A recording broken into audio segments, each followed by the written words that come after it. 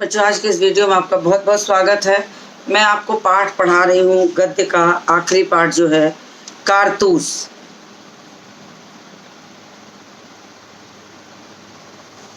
जिसमें एक ऐसे जाबाज सिपाही की कहानी है जिसकी दिलेरी ने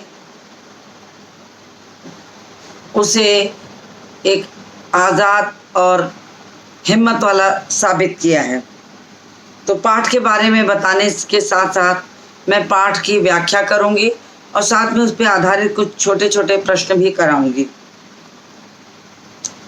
पहले मैं इस पाठ के लेखक के बारे में कुछ बातें बताने चल रही हूँ।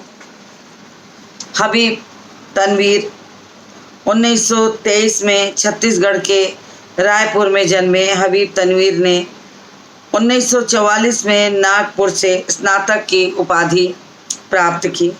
तत्पश्चात ब्रिटेन की नाटक एकेडमी से नाट्य लेखन का अध्ययन करने गए और फिर दिल्ली लौटकर पेशेवर नाट्य मंच की स्थापना की।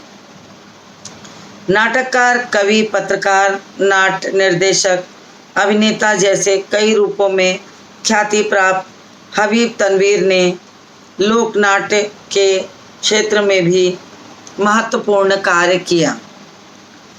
कई पुरस्कारों, फेलोशिप और पद्मश्री से सम्मानित हबीब तनवीर ने मुख्य रूप से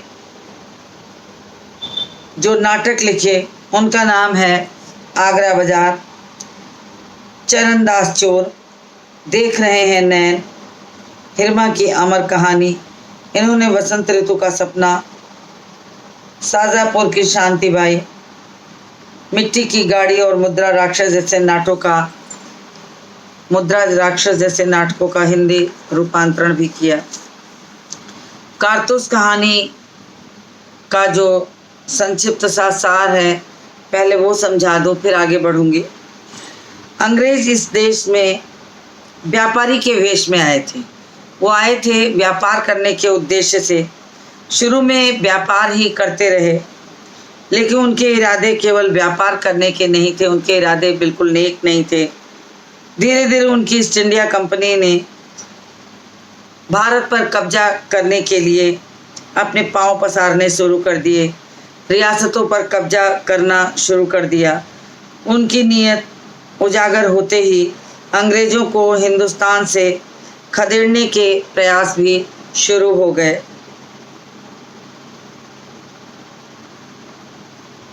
इस पाठ में भी एक ऐसे ही जाबाज सिपाही के कारनामों का वर्णन है जिसका एकमात्र लक्ष्य है अंग्रेजों को इस देश से बाहर करना, कंपनी के हुक्मरानों की नींद हराम कर देना।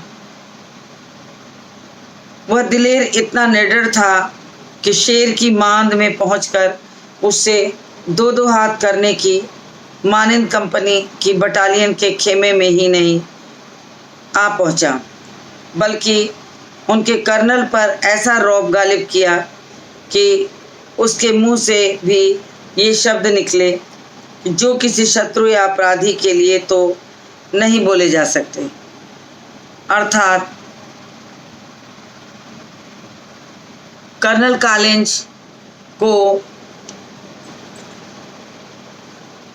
वजीर अली की जाबाजी इतनी रास आई, उसकी दिलेरी, उसकी हिम्मत ही, कि उन्हें लगा कि संभवतः किसी जाबाज की ही ये हिम्मत हो सकती है कि कलेजे पे चढ़कर स्वयं सब कुछ बताकर अपने बारे में और कारतूस लेके निकल जाए। तो कहानी में जो दृश्य है वो एक लघु नाटिका का रूप है। लघु नाटिका में कर्नल कॉलिंज अपना खेमा डाल के गोरखपुर के जंगलों में बैठे हुए हैं और गोरखपुर के जंगलों में बैठकर उन्होंने गोरखपुर के जंगल में बैठे और उन्होंने वहाँ पर चांदनी छिटकी हुई रात में बैठे और अब तो हो गया है गोरखपुर में जंगल में डेरा डाले, मगर उन्हें कहीं भी वजीर अली का पता नहीं चलता। उन्हें ये लगता है कि वजीर अली आदमी है या भूत, कहाँ अंतर्ध्यान हो गया कि उसे आज तक कोई नहीं ढूंढ पाया। कर्नल कॉलिंज और लेफ्टिनेंट वहीं बैठे हुए आपस में बातचीत करते हैं उसी वजीर अली के बारे में, और उसी के बीच वो घुस करके अपना कारतूस लेकर निकल आता है। तो मैं शुरू करती हूँ, पात्र परिचय दे दो थोड़ा सा। कर्नल, लेफ्टिनेंट, सिपाही, सवार। 5 मिनट का ये नाटक है और समय है, जिस समय का ये दृश्य है वो 1799 का है। समय भी आधी रात का है। स्थान जो है वो गोरखपुर के जंगलों का है। कर्नल कॉलिंज के खेमे का अंदरूनी हिस्सा है और 2 अंग्रेज बैठे हुए आपस में बातचीत कर रहे हैं। कर्नल कॉलिंज और लेफ्टिनेंट खेमे के बाहर बैठी खिली छिटकी चांदनी में बैठे हैं और अंदर लैंप जल रहा है, और वहीं बैठे बैठे तमाम तरह की कहानियों को आपस में बांट रहे हैं। कर्नल बोलते हैं कि जंगल की ज़िंदगी बड़ी खतरनाक है। वास्तव बात है, जंगल की ज़िंदगी तो खतरनाक होगी ही, और वहाँ पर तनावग्रस्त होकर हफ्तों से एक ही स्थान पर डेरा डाले लोग बैठे हैं, मात्र एक सिपाही वजीर अली को पकड़ने के लिए। तो उन्हें लगता है कि जंगल की ज़िंदगी तो बड़ी खतरनाक है, यहाँ पर तो किसी को पकड़ने के लिए हफ्तों से हम बैठे हैं मगर उसका कहीं आता पता ही नहीं चलता। लेफ्टिनेंट कहता है, हफ्तों हो गए यहाँ खेमा डाले हुए। सिपाही भी तंग आ चुके हैं। ये वजीर अली आदमी है या भूत, हाथ ही नहीं आता। तब उन्हें लगा कि हफ्तों से है खेमा डालकर बैठने पर भी वजीर अली का कोई अता पता नहीं चल रहा, तो वजीर अली आदमी है या भूत? क्या किया जाए उसे पकड़ने के लिए? इतने सारे सिपाही लाव लश्कर के साथ हम यहाँ बैठे हैं और एक वजीर अली को नहीं पकड़ पा रहे। तो उन्हें अपने लिए उस शर्मिंदगी की बात समझ में आती है कि कैसे समझाएं। और फिर उनको याद आता है कि वजीर अली के जो कारनामे हैं वो रॉबिन हुड जैसे हैं, जो कि आश्चर्य में डाल देने वाले हैं। अंग्रेजों के खिलाफ उसके दिल में बहुत हद तक नफरत भरी थी, और यही नफरत का कारण है कि उसने अंग्रेजों से बदला लेने की ठान रखी थी। कोई 5 महीने की हुकूमत की होगी, मगर इस 5 महीने में वो अवध के दरबार को अंग्रेजी असर से बिल्कुल पाक कर देने में तकरीबन कामयाब हो गया। कहने का तात्पर्य है कि 5 महीने की उसने हुकूमत की, और 5 महीने की हुकूमत में उसने अपना ऐसा प्रभाव छोड़ा, ऐसी छाप छोड़ी कि जिस प्रभाव और जिस छाप से ऐसा लगा कि वो अंग्रेज़ों को यहाँ से भगाकर ही दम लेगा। और उसकी हिम्मत जो थी वो ऐसी थी कि उसने ठाना था कि पूरे देश को अंग्रेज़ों से मुक्त करा लूँगा। और करीब करीब उसने 5 महीने की हुकूमत में इस काम में पूरी तरह से सफलता भी प्राप्त कर ली थी, परंतु पूर्णतः सफलता प्राप्त करने में थोड़ी सी कसर रह गई कि उसे कुछ दिनों के लिए जंगलों में छिप छिप कर रहना पड़ा। तो लेफ्टिनेंट ने कर्नल से कहा, यानी दोनों की बातचीत हो रही थी, और उससे समझने कहा, कर्नल कॉलिंज, ये सादत अली कौन है? उसने कहा कि ये सादत अली है कौन? तो कर्नल ने जवाब दिया कि आसिफुद्दौला का भाई है। यानी कि कर्नल कॉलिंज ने सादत अली के बारे में जानना चाहा कि आखिर वो कौन है। सुन रखा था कि सादत अली से मिलकर अंग्रेज बहुत सारे कार्य कर रहे हैं, तो उसने पूछा कि सादत अली कौन है? तो उसने कहा कि आसिफुद्दौला का भाई है, वजीर अली का और उसका दुश्मन, वजीर अली का और उसका दुश्मन। सादत अली जो था वजीर अली का दुश्मन था और आसिफुद्दौला का दुश्मन था। असल में नवाब आसिफुद्दौला के यहाँ लड़के की कोई उम्मीद नहीं थी। कहने का तात्पर्य कि जब आसिफुद्दौला के कोई संतान नहीं थी और उम्मीद भी नहीं थी कि अब उसके संतान होगी, और ऐसी स्थिति में जब उसने जाना कि अब संतान होने की कोई उम्मीद नहीं है, और उसी दौरान जब उसको वज़ीर अली की पैदाइश होती है, तो वज़ीर अली की पैदाइश से सादत अली को लगने लगा कि वास्तव में उसकी मौत ने जन्म ले लिया है। अब वो चाह के भी अपने आप को बचा नहीं पाएगा। मगर सादत अली को अवध के तख्त पर बिठाने की क्या मसलहत थी। अब अंग्रेज़ों ने सादत अली को अवध के तख्त पर बिठा दिया था, तो कर्नल और लेफ्टिनेंट आपस में बातचीत करते हैं कि सब कुछ इस तरह से चल रहा था, तो सादत अली को अवध का नवाब बनाने की क्या योजना थी, क्यों अवध का नवाब उसे बनाया गया। अब अवध का नवाब बनाने के पीछे जो सबसे बड़ा कारण था वो ये था कि किसी भी तरह से वो उसे मिला ले और यहाँ की आधी से ज़्यादा जायदाद अपने वश में कर ले।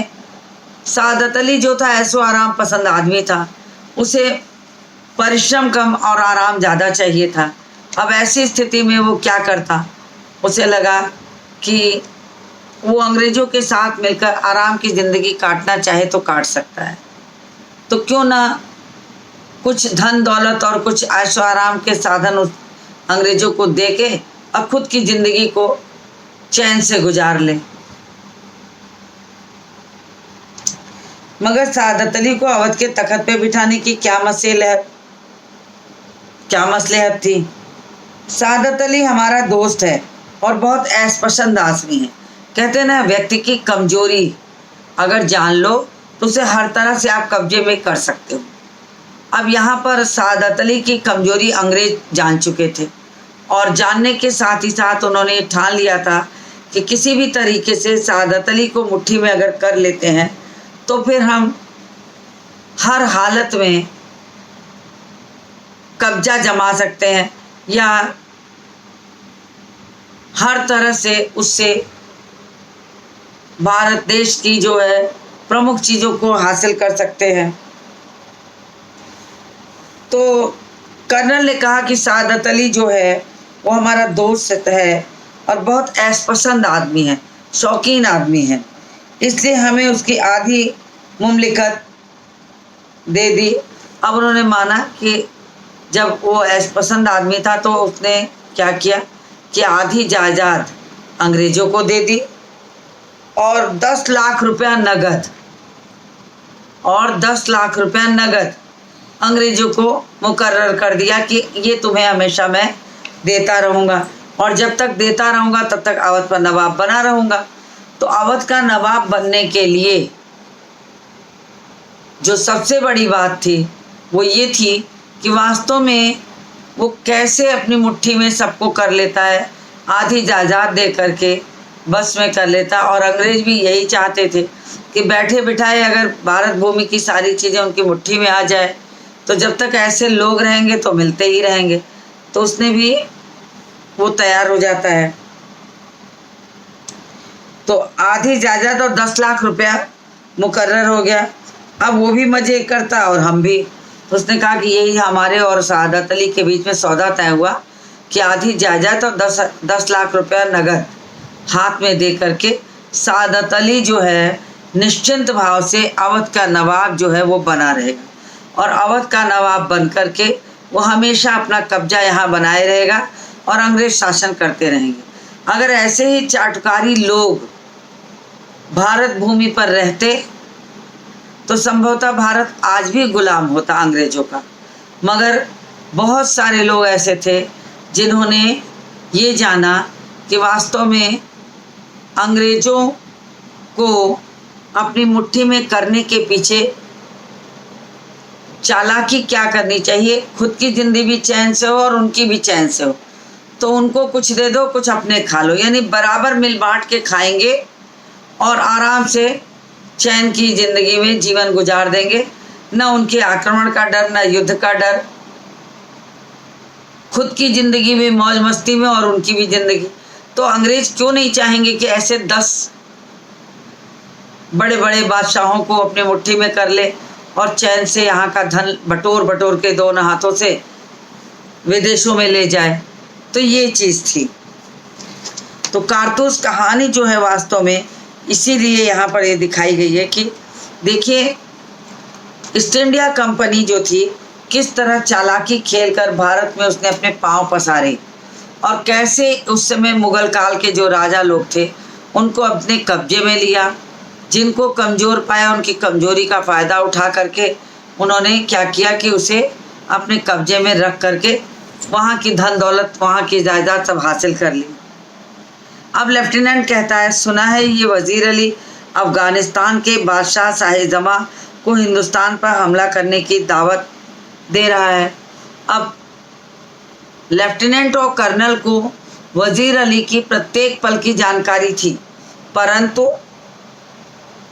वो चाहता था कि वज़ीर अली को अगर हम पकड़ लें तो हम बहुत सारी चीज़ों से मुक्ति पा सकते हैं। और उन्हें ये पता लग चुका था कि जब वज़ीर अली वकील का कत्ल करके छिपा छिपा फिर रहा था तो उसने अफ़गानिस्तान के शाह-ए-जमा से मित्रता का हाथ बढ़ाया और मित्रता का हाथ बढ़ा करके उसने क्या किया कि दोस्ती कर ली कि तुम हमारे साथ मिलो और अंग्रेज़ों पर आक्रमण करो तो संभवतः हम अंग्रेज़ों को यहाँ से भगा सकें। अफ़गानिस्तान को हमले की दावत सबसे पहले असल में टीपू सुल्तान ने दी, फिर वज़ीर अली ने भी उसे दिल्ली बुलाया और फिर शमसुद्दौला ने। कहने का मतलब कि अफ़गानिस्तान को अपने में मिलाने के लिए सबसे पहले जो प्रयास किया वो टीपू सुल्तान ने किया था कि टीपू सुल्तान ने उसे अपने साथ मिला करके अंग्रेज़ों का सामना करने की कोशिश की थी। और जब टीपू सुल्तान ने की तो उसके बाद वज़ीर अली ने भी हिम्मत की, उसे बुलाने की कोशिश की, शमसुद्दौला ने भी की। तो इस तरह से देखा जाए तो ये चाहते थे कि अफ़गानिस्तान के राजा से मित्रता करके हम इस तरह से अंग्रेज़ों पर कब्जा जमाएं कि या तो ईस्ट इंडिया कंपनी यहाँ से भाग खड़ी हो और या तो ऐसा हो कि वो यहाँ के आक्रमण से भयभीत होकर हमेशा हमेशा के लिए अपने लाव लश्कर के साथ यहाँ से चले जाएं। लेकिन जब उसने कहा कि अफ़गानिस्तान पर हमले की दावत तो सबसे पहले टीपू सुल्तान ने दी थी, फिर वज़ीर अली ने इसे बुलाया, फिर शमसुद्दौला ने, तो लेफ्टिनेंट पूछ बैठा कि ये शमसुद्दौला कौन है। तो कर्नल ने जवाब दिया, नवाब बंगाल का निश्तवी भाई, यानी नवाब बंगाल का ये जो है रिश्तेदारी का भाई है जिसने ये ठान लिया था कि वो किसी भी तरह से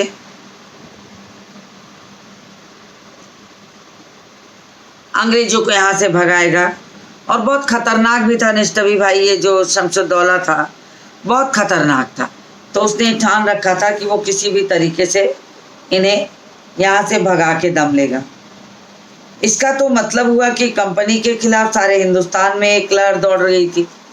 अब उन्हें लगने लगा, जब उन्होंने देखा कि अफ़गानिस्तान को मिला करके वो कंपनी के खिलाफ आक्रमण का धावा बोलने वाले हैं, तो वो सब डर गए और उन्होंने क्या ठाना कि अब तो पूरे हिंदुस्तान में ईस्ट इंडिया कंपनी के खिलाफ लहर थी। शमसुद्दौला, टीपू सुल्तान, वज़ीर अली सब मिलकर आक्रमण कर रहे थे और उस आक्रमण से ये चाह रहे थे कि अंग्रेज़ पूरी तरह से जो है वो यहाँ से भाग खड़े हों, और हर तरह से ईस्ट इंडिया कंपनी घबरा जाए यहाँ के लोगों को देखकर, यहाँ के तौर तरीकों को देखकर।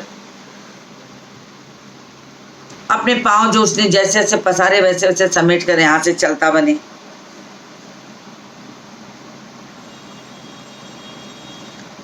तो लेफ्टिनेंट ने यही बात कही कि ऐसा लग रहा था कि मानो हिंदुस्तान में पूरी उसके खिलाफत की एक लहर जो है पूरे हिंदुस्तान में फैली है। कर्नल कहता, जी हाँ, अगर ये कामयाब हो गई तो बक्सर और पलासी के युद्ध भी इसके सामने धरे रह जाएंगे। उन्होंने कहा कि ये जो इस बार वज़ीर अली, शमसुद्दौला और टीपू सुल्तान की जो शुरुआत है अंग्रेजों को भगाने के लिए, भारत भूमि को अंग्रेजों से खाली कराने के लिए। वो एक हिम्मत है और उस हिम्मत का ही नतीजा है कि वो जो है किस तरह से अंग्रेजों के खिलाफ एक षड्यंत्र की लहर अब पूरे देश में फैल गई थी। हर लोग जान गए थे कि अब इन अंग्रेजों को भगा देने से ही हमारा भला होगा, और उन्होंने ठान लिया था कि इन्हें हटाना है, क्योंकि वो अपनी हुकूमत ऐसे बढ़ाते जा रहे थे कि धीरे धीरे सारे हिंदुस्तान को कब्जे में ले लेते हैं और अपना कार्य, अपना राजकाज फैला लेते हैं।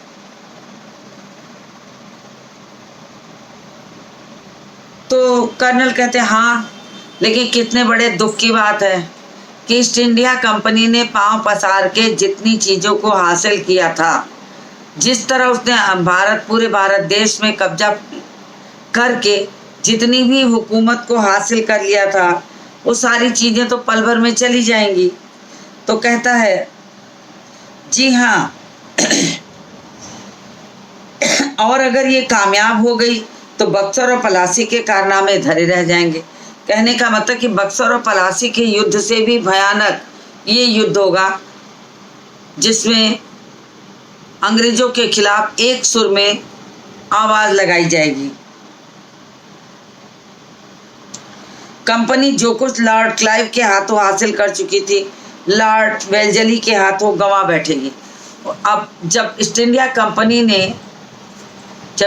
कंपनी ने भारत में कदम रखा तो लॉर्ड क्लाइव के हाथों सारा चीज़ यहाँ पर पसरा फैला, और उसने भारत भूमि के, वहाँ की धन दौलत, यहाँ के सारी चीज़ों, यहाँ की इमारतों पर कब्जा कर लिया।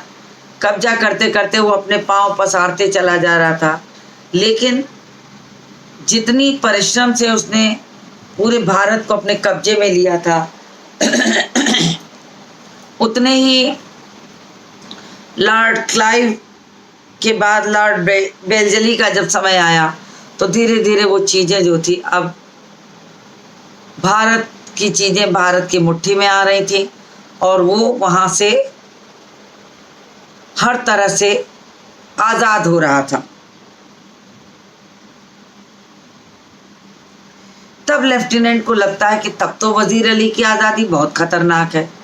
अगर वज़ीर अली बाहर रहेगा तो वो बाहर अपनी एक ऐसी फ़ौज तैयार करेगा कि जिस फ़ौज के सामने भारत का कोई भी खिलाफत करने वाला जो अंग्रेज है, कोई भी नहीं टिक पाएगा। तो वो जान गया कि अब बहुत मुश्किल है। वज़ीर अली को अगर ना पकड़ा गया तो कुछ ही दिनों में ऐसा हो जाएगा कि वास्तव में वज़ीर अली का सामना करने वाला कोई नहीं बचेगा।